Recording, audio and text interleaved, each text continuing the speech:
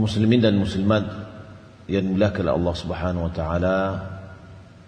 Alhamdulillah, puji dan puja kita berikan kepada Allah Subhanahu wa taala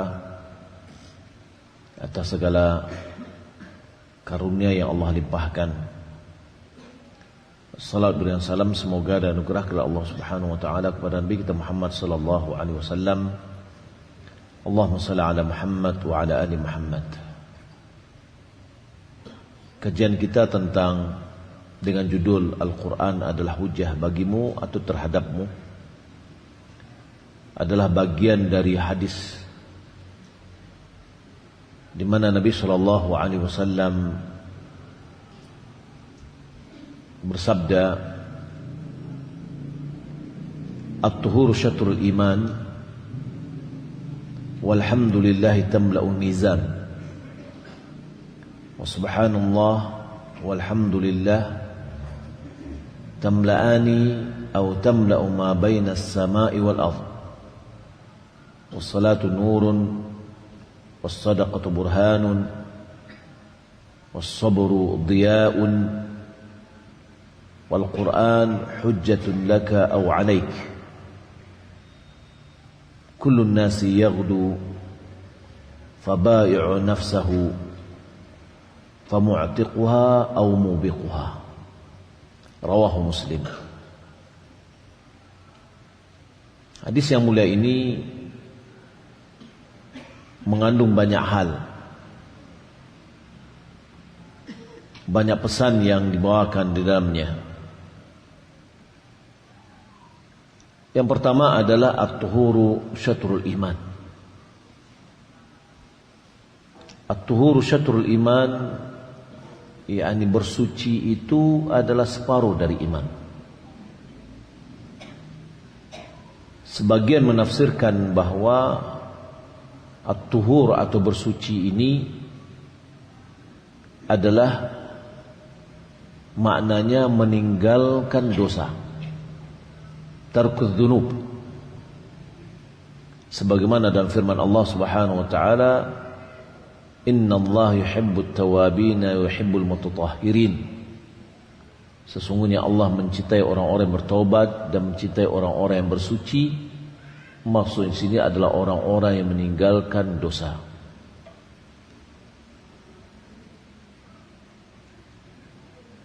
Dan yang sahih dari kebanyakan ulama yang menafsirkannya bahwa maksud dari at-tuhuru syatrul iman, bersuci di sini adalah at-tatahhur, yaitu bersuci dengan memakai air. Bersuci memakai air dari hadath. Oleh karena itu Imam Muslim mengawali hadis ini di dalam bab-bab wudu. Begitu juga dengan Imam An-Nasa'i dan Ibnu Majah dan yang lainnya, dia mencantumkan hadis ini di awal dari pembahasan bab-bab wudu. Dalam hal ini terjadi perbedaan para ulama di dalam masalah makna bersuci dengan air itu menjadi separuh dari iman. Sehingga ada yang mengatakan kebersihan itu separuh iman. Dalam lafaznya tidak ada. Yang ada adalah at-tuhur syatrul iman. Ada yang mengatakan bahwa segala sesuatu itu terbagi kepada dua. Sebagiannya adalah separuh dari bagian yang lain. Walaupun terkadang bagian itu tidak sama. Satu bagian lebih besar dari bagian yang lain, atau terkadang sama. Hal ini ditunjukkan dalam hadis Nabi sallallahu alaihi wasallam, hadis qudsi, qasamtu as-salata baini wa baina 'abdi nisfaini. Aku membagi salat antaraku dan antara hambaku menjadi dua bagian. Maksud dari solat di sini adalah bacaan Al-Fatihah. Nabi SAW mengatakan, Allah berfirman, qasamtu salata baini wa baini abdi wa li abdi ma sa'al. Idza qala abdi alhamdulillah qala Allah hamidani rabbi hadina li abdi, wa idza qala abdi ar-rahman rahim qala athna alayya abdi, wa idza qala malik yaumiddin qala Allah majjadani abdi. Ketika kita mengucapkan alhamdulillah, Allah mengatakan hambaku telah memujiku. Ketika kita mengucapkan ar-rahman rahim, Allah mengatakan hambaku telah memujaku.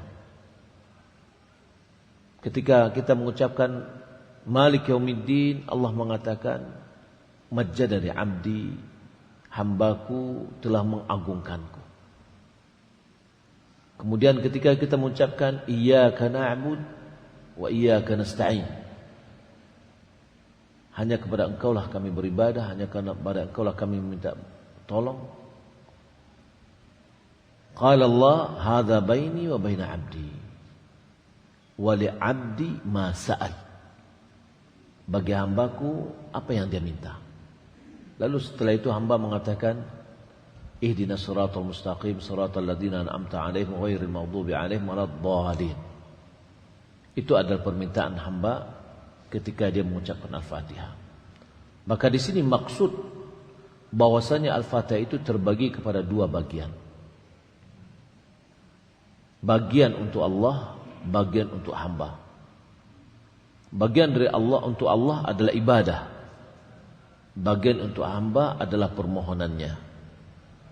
Sehingga al-ibadah adalah haknya Rabb dan memohon adalah haknya hamba. Walaupun di dalam pembagiannya kalimat-kalimat yang ada di dalamnya tidak sama, akan tapi dia terbagi kepada dua. Begitu juga ketika orang Arab mengatakan satu tahun itu terbagi kepada dua. Bagian pertamanya adalah safar, bagian keduanya adalah tidak safar. Walaupun jumlah waktunya tidak sama. Ini adalah maksud dari terbagi. Namun apa maksud dari at-tahuru syatrul iman? Ulama mengatakan bahwa iman itu yang hakiki terbagi kepada dua bagian. Yang pertama, dia adalah tahurul batin, kesucian batin. Dan yang kedua adalah kesucian zahir. Maka bersuci dari hadas, bagiannya adalah wudu dan mandi, itu adalah kesucian dari lahir. Maka ini menunjukkan bahwa wudu atau bersuci itu adalah separuh dari iman. Ada lagi yang mengatakan bahwa al-iman di sini adalah salat. Makna dari iman ini adalah salat berdasarkan firman Allah Subhanahu wa taala, "Wa ma kana Allah liyudhi'a imanakum." Allah tidak akan menyia-nyiakan iman kalian. Maksudnya adalah salat kalian yang telah kalian lakukan ketika menghadap ke kiblat, yaitu Baitul Maqdis. Maka makna di sini adalah salat itu terbagi kepada dua. yakni at-tahuru syatrul iman, yakni salat itu adalah terbagi, taharah itu adalah salah satu dari bagian dari salat. Karena salat itu ada yang menghapus dosa-dosa kecil, ada yang menghapus dosa-dosa besar. Maka bersuci dalam hadis ditunjukkan oleh Nabi SAW, bersuci itu bisa menghapus dosa-dosa kecil. Sebagaimana diriwayatkan oleh Imam Muslim, bahwasanya tidaklah seorang berwudu kecuali dosa-dosa kecilnya berguguran dari wajahnya dengan air pada tetesan yang terakhir dan seterusnya. Maka ini menunjukkan bahwa bersuci itu adalah separuh dari iman. Kemudian Nabi sallallahu alaihi wasallam mengatakan, walhamdulillah tamla'ul mizan. Wa subhanallah walhamdulillah tamla'ani atau tamla'u ma bainas sama'i wal ardh. Alhamdulillah memenuhi timbangan. Dan subhanallah, maha suci Allah. Walhamdulillah, terpuji Allah. Keduanya memenuhi atau memenuhi antara langit dan bumi. Dalam riwayat An-Nasa'i dan Ibnu Majah, at-tasbih wa takbir mil'us samawati wal ard. Tasbih dan takbir itu memenuhi langit dan bumi. Juga diriwayatkan oleh yang lain, kalimatani ihdahuma man qalaha lam yakun laha nahiyatun min arsh duna al-arsh wal ukhra tamla'u ma baina as-sama'i wal ard. La ilaha illallah wallahu akbar. Ada dua kalimat. Salah satunya tidak ada yang bisa menghalanginya mendekati kepada arsh. Yang kedua, yang bisa mengisi antara langit dan bumi, yaitu ucapan la ilaha illallah dan Allahu akbar. Kaum muslimin dan muslimat dimuliakan Allah Subhanahu wa taala. Hadis-hadis di atas menunjukkan kepada kita ada 4 kalimat yang memiliki keutamaan. Yang pertama, alhamdulillah. Alhamdulillah, sepakat ya, hadis-hadis semuanya menunjukkan bahwa alhamdulillah itu memenuhi timbangan. Subhanallah, dan riwayat yang lain subhanallah walhamdulillah, keduanya bisa mengisi langit dan bumi. Apa maknanya dan alhamdulillah? Alhamdulillah, ulama mengatakan bahwa ucapan alhamdulillah itu adalah mengandung pujian kepada Allah Subhanahu wa taala. Menjelaskan kepada kita bahwa alhamdulillah itu memenuhi timbangan pada hari kiamat, di mana di dalam alhamdulillah itu memenuhi atau mengandung pujian kepada Allah dan mengagungkan Allah Subhanahu wa taala. Oleh karena itu, seorang hamba dianjurkan ketika dia berdoa, hendaklah dia mengawali puji-pujian kepada Allah Subhanahu wa taala. Di antara pujian itu adalah ucapan alhamdulillah. Karena ketika seorang berdoa kepada Allah dengan mengawali puji-pujian kepada Allah, doanya akan lebih mudah untuk dikabulkan. Maka ucapan atau Al-Fatihah yang diajarkan kepada kita, yang kita ucapkan 17 kali itu, sebenarnya adalah bagaimana cara kita berdoa kepada Allah Subhanahu wa taala. Kita awali dengan sanjungan, pujian, sanjungan dan pengagungan kepada Allah Subhanahu wa taala. Kemudian setelah itu baru kita ajukan permohonan kita kepada Allah Subhanahu wa taala. Kemudian pujian dan tasbih, ini subhanallah walhamdulillah, dia mengisi antara langit dan bumi. Nah, di sini terdapat 2 hal. Yang pertama adalah tanzih, yaitu mensucikan Allah dari segala kekurangan-kekurangan. Yang kedua adalah alhamdulillah, adalah pujian kepada Allah Subhanahu wa taala. Maka kedua ini ya memberikan pujian yang sangat luar biasa kepada Allah Subhanahu wa taala. Berkumpul di dalamnya mensucikan Allah Subhanahu wa taala dari segala kekurangan dan menetapkan sanjungan pujian kepada Allah Subhanahu wa taala. Karena ketika seorang mengucapkan alhamdulillah, dia telah mensifatkan Allah Subhanahu wa taala dengan sifat-sifat yang agung. Karena Allah Subhanahu wa taala tidaklah disanjung kecuali karena Allah Subhanahu wa taala memiliki sifat-sifat yang agung. Maka oleh karena itu sebagian ulama mengatakan bahwa ucapan atau zikir yang paling baik itu adalah alhamdulillah. Karena ketika kita mengucapkan alhamdulillah, kita sudah menyifati Allah Subhanahu wa taala dengan sifat-sifat yang agung. Dan kedua kalimat ini, yakni penggabungan antara tanzih, mensucikan Allah Subhanahu wa taala, dan memujinya, ini adalah dua kalimat yang sangat disenangi dan disukai oleh Allah Subhanahu wa taala. Sehingga dalam hadis yang terakhir dari Imam Bukhari, Nabi sallallahu alaihi wasallam mengatakan, kalimatani khafifatani 'ala lisan, thaqilatani 'ala al-mizan, wahbibatani ila rahman. Subhanallah wa bihamdihi, subhanallahil azim. Di mana Nabi mengatakan dua kalimat yang mana ringan di lidah dan berat dalam timbangan, serta dicintai oleh Allah Subhanahu wa taala, yaitu subhanallah wa bihamdihi, subhanallahil azim. Kaum muslimin dan muslimat yang dimuliakan oleh Allah Subhanahu wa taala,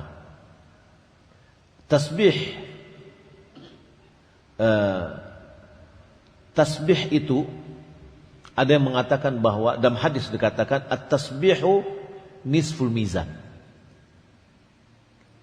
Ucapan kita mengucapkan subhanallah itu mengisi separuh dari timbangan. Walhamdulillah tamla'uhu. Ucapan alhamdulillah memenuhi isi timbangan itu.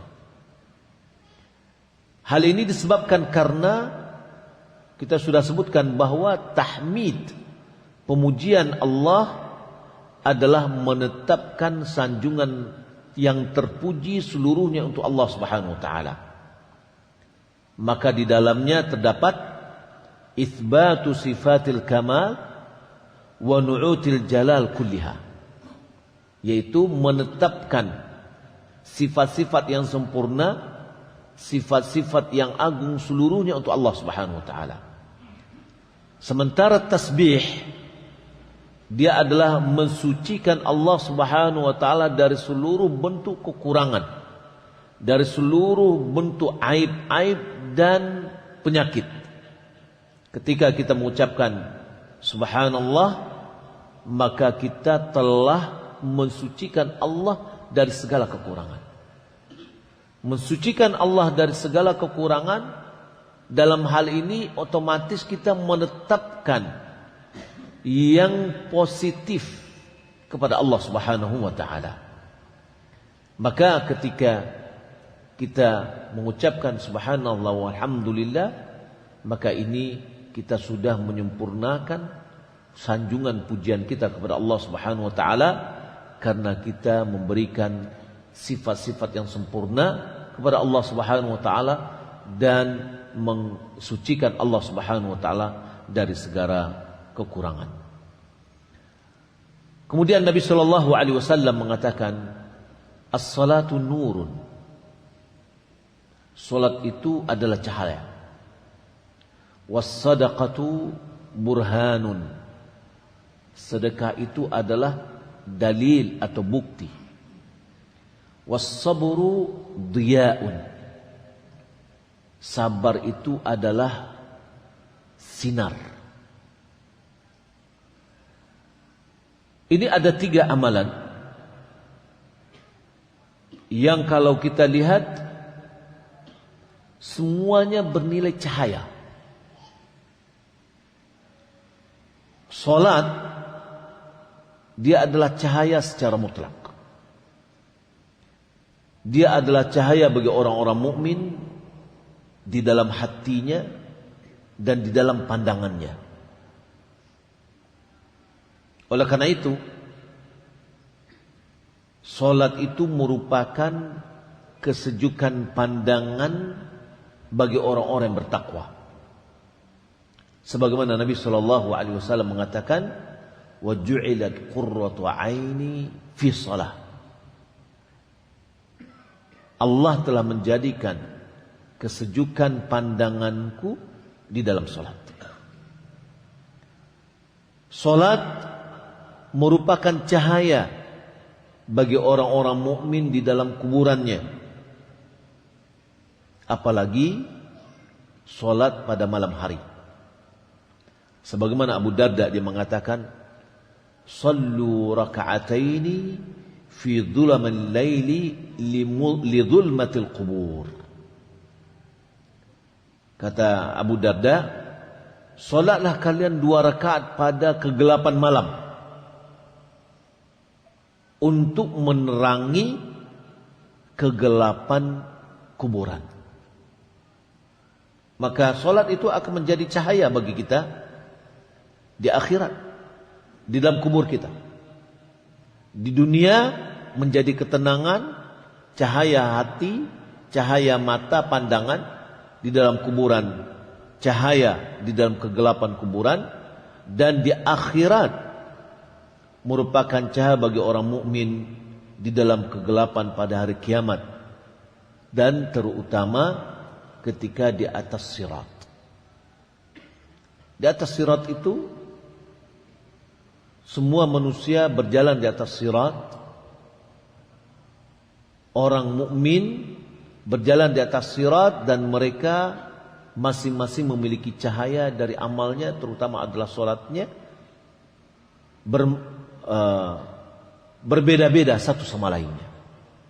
Ada cahaya yang sangat besar sekali, ada cahayanya yang kecil. Tetapi di sini menunjukkan kepada kita bahwa salat itu akan membantu kita menjadi cahaya bagi kita setiap saat. Di dalam Musnad dan Sahih Ibn Hibban dari Abdullah bin Amr dari Nabi SAW, beliau menyebutkan tentang salat. Beliau mengatakan, "Man hafadha 'alaiha." Siapa yang memelihara salat, kanat lahu nuran wa burhanan wa najatan yaumal qiyamah. Siapa yang menjaga salat, maka salat itu menjadi cahaya baginya, menjadi burhan, bukti baginya, dan menjadi penyelamat bagi dia untuk hari kiamatnya. Wa man lam yuhafiz 'alaiha, siapa yang tidak menjaga salat itu, lam yakun lahu nurun wala burhanun wala najah. Siapa yang tidak menjaga salat, maka tidak ada cahaya baginya dan tidak ada burhan, bukti, dalil, dan tidak ada penyelamat baginya. Maka salat ini hendaklah betul-betul kita jaga dan kita ingatkan. Nabi SAW menekankan masalah salat agar anak-anak yang berumur dini dari umur 7 tahun sudah diperintahkan untuk mengerjakan salat. Ini adalah dalam rangka bagaimana mereka ketika sudah baligh tidak menjadi berat bagi mereka untuk menjalankannya. Dan ini menunjukkan pentingnya salat. Termasuk juga salat, dia akan mencegah dari kekejian dan kemungkaran. Inna salata tanha anil fahsya'i wal munkar. Kemudian yang kedua dalam amal di sini, yang 3 tadi adalah as-sadaqah. As-sadaqah itu adalah burhan. Burhan dia juga dinamakan dengan syu'a', yaitu cahaya bias. Kalau dilihat dari burhan atau asal dan makna burhan itu adalah bias cahaya. Ya. Yang mana akan menjadikan dengan cahaya itu menjadi terang yang menunjukkan akan datangnya sesuatu. Kalau kita lihat pagi hari atau setelah subuh, terbitnya fajar, mulai datang cahaya, di mana cahaya itu mengindikasikan akan datangnya siang. Maka ini adalah bentuk cahaya yang menerangkan kepada orang, yang membuktikan kepada seseorang, ya, dari perbuatannya. Begitu juga dengan sedekah. Sedekah adalah burhan. Sedekah adalah bukti atau cahaya yang mengindikasikan akan keabsahan dari imannya. Dinamakan dengan demikian karena kenapa ditunjukkan jadi sebagai tanda iman. Juga kenapa dinamakan dengan sedekah? Ulama mengatakan makna sedekah itu sedekah karena as-sadaq menunjukkan akan kejujuran. Kejujuran akan keimanannya. Pembuktian akan keimanannya karena harta itu sangat dicintai oleh hawa nafsu, yang mengakibatkan dia susah untuk mengeluarkan harta. Ketika jiwa itu memberikan toleransi untuk mengeluarkan harta itu karena Allah, ini menunjukkan akan keabsahan imannya, akan kebenaran imannya kepada Allah Subhanahu wa taala. Menunjukkan bahwasannya dia betul-betul mempercayai apa yang telah dijanjikan oleh Allah dan apa yang diancam oleh Allah Subhanahu wa taala. Maka orang yang mudah untuk bersedekah itu dah menunjukkan akan keimanannya. Kemudian as-sabru dhiya. Dia juga adalah cahaya. Tapi cahaya, jenis cahaya yang bisa merasakan panas dan bisa membakar. Maka oleh karena itu cahaya matahari dinamakan dengan dhiya'us syams, terik matahari. Ya, sinar matahari, di mana sinar itu membawa rasa panas. Berbeda dengan bulan. Bulan adalah mengeluarkan nur, cahaya. Dia mengeluarkan cahaya tetapi tidak ada rasa, tidak ada panas dan tidak membakar. Maka Allah Subhanahu wa taala mengatakan, wa huwa alladhi ja'ala asy-syamsa dhiya'an wal qamara nura.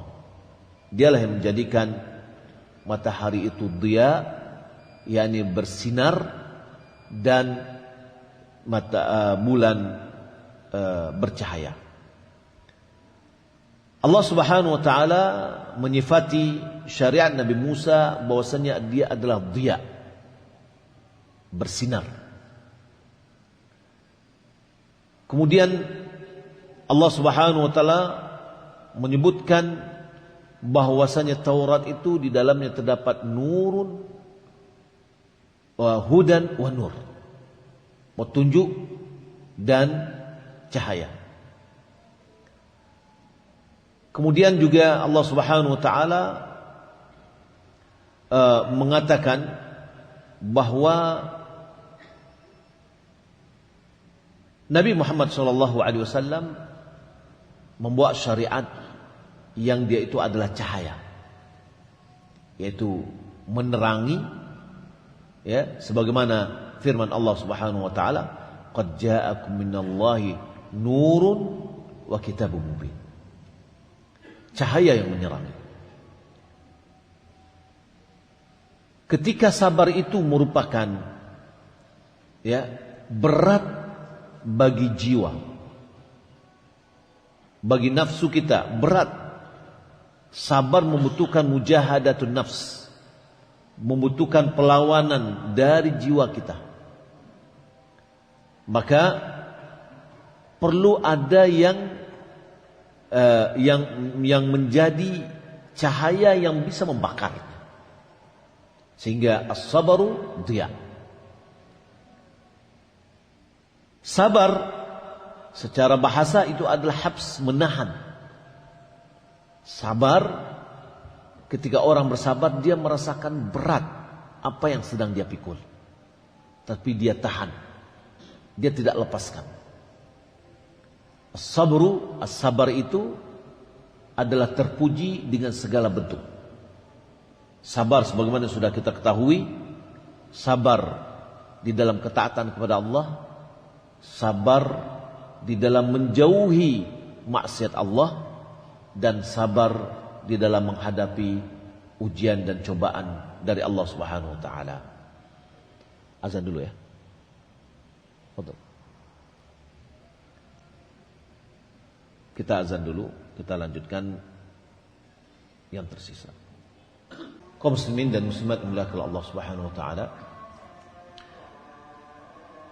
Ada 3 sabar yang terpuji yang sudah kita sebutkan tadi. Sabar di dalam ketaatan kepada Allah, sabar di dalam menjauhi maksiat Allah, dan sabar menghadapi ketetapan Allah Subhanahu wa taala. Mana sabar yang terbaik? Ulama mengatakan sabar dalam ketaatan kepada Allah dan sabar menjauhi maksiat Allah itu lebih afdal daripada sabar dalam menghadapi takdir Allah Subhanahu wa taala. Karena kalau kita lihat, kesabaran di dalam menjalankan ketaatan butuh kesabaran.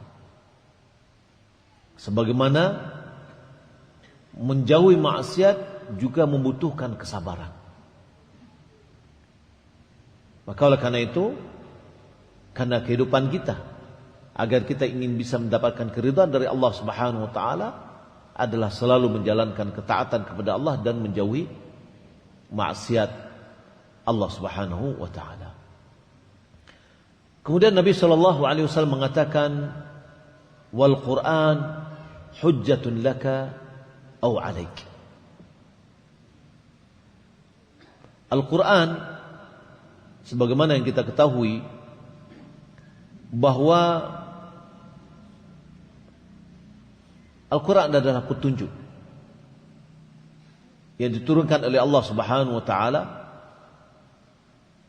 Allah Subhanahu wa taala turunkan Al-Quran ini sebagai pembimbing orang mukmin, menjadi imamnya yang menjelaskan pilar-pilar agama, yang menjelaskan hukum-hukum,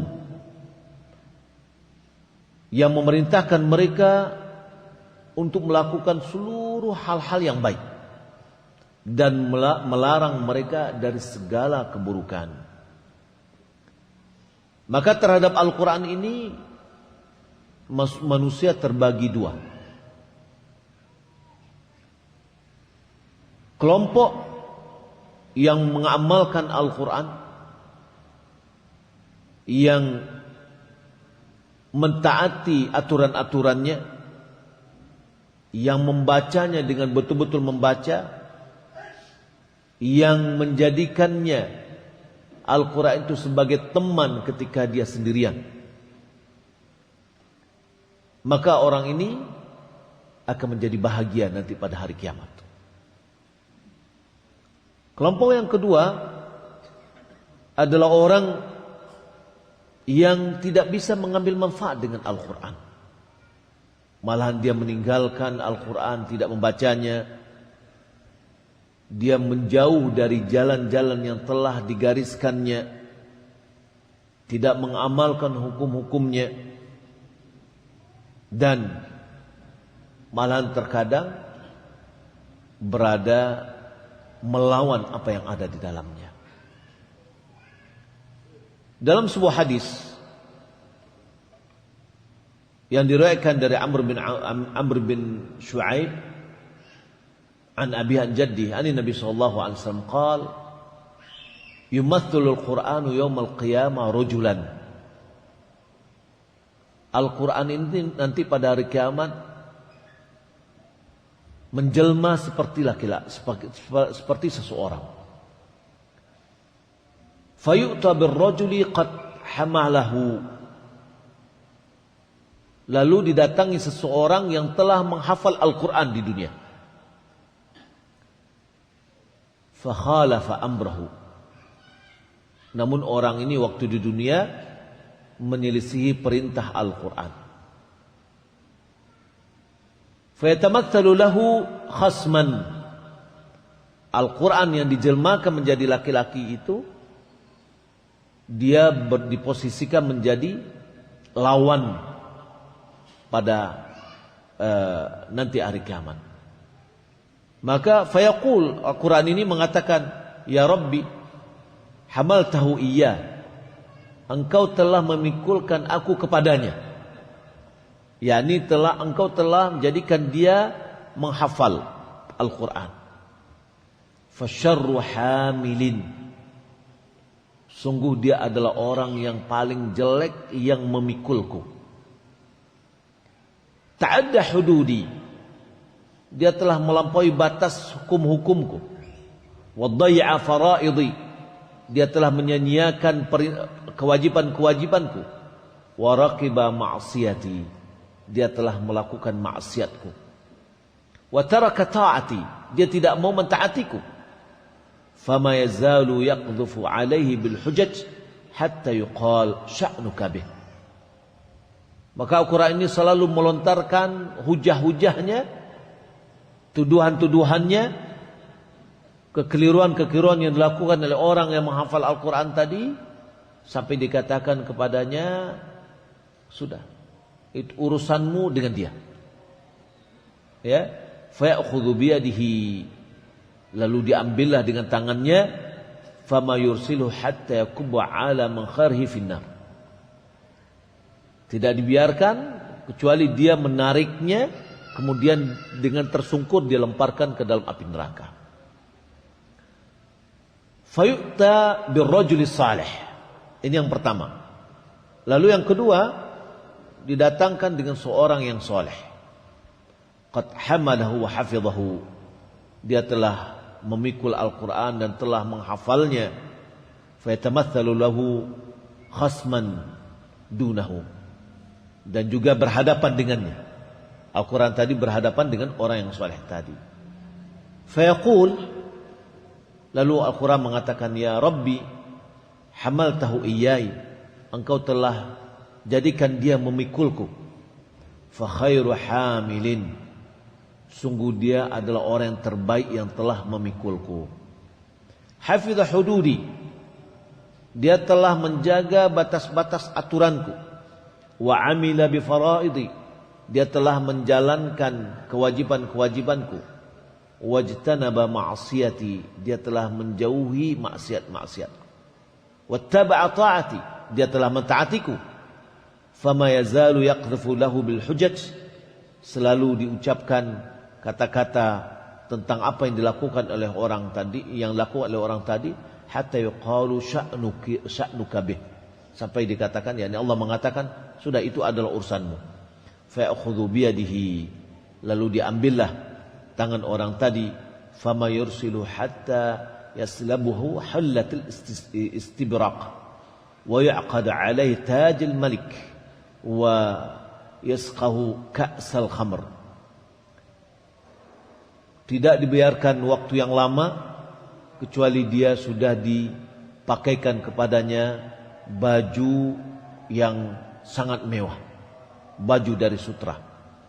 Kemudian dipasangkan kepadanya mahkota raja dan diberikan kepadanya minum satu gelas dari khamar surga. Dan ini adalah perbandingan dua orang yang bersikap yang berbeda dengan Al-Quran. Maka Al-Quran boleh jadi dia adalah menjadi hujjatun laka, menjadi teman yang penguat kita, atau hujjatun alaika, atau yang akan menggugat kita. Maka dalam hal ini mengingatkan kepada kita, adalah kita memberikan perhatian kepada Al-Quran. Kita baca, kita pahami, lalu kita amalkan. Kitabun anzalnahu ilaika mubarakun liyadabbaru ayatihi waliyatadzakkara ulul albab. Sebuah kitab yang penuh berkah yang kami turunkan kepadamu agar mereka bisa menghayati ayat-ayatnya, dan agar orang-orang yang berfikir bisa mengambil pelajaran darinya, yaitu bisa mengamalkannya. Kita tidak bisa mengamalkan Al-Quran kecuali setelah kita memahami apa yang kita baca. Maka oleh karena itu sangat diperlukan sekali untuk kita selalu belajar untuk menghayati apa yang kita baca. Alhamdulillah sekarang sudah ada Al-Quran terjemahan. Itu sudah membantu, akan tetapi lebih dari itu. Bagaimana kita bisa menguasai kosakata-kosakata Al-Quran sehingga ketika kita mendengar, ketika kita membaca, di dalam sholat kita mendengar imam membaca, bisa kita mengiringi bacaan mereka dan memahami. Dan ini tentu akan lebih bermanfaat bagi kita.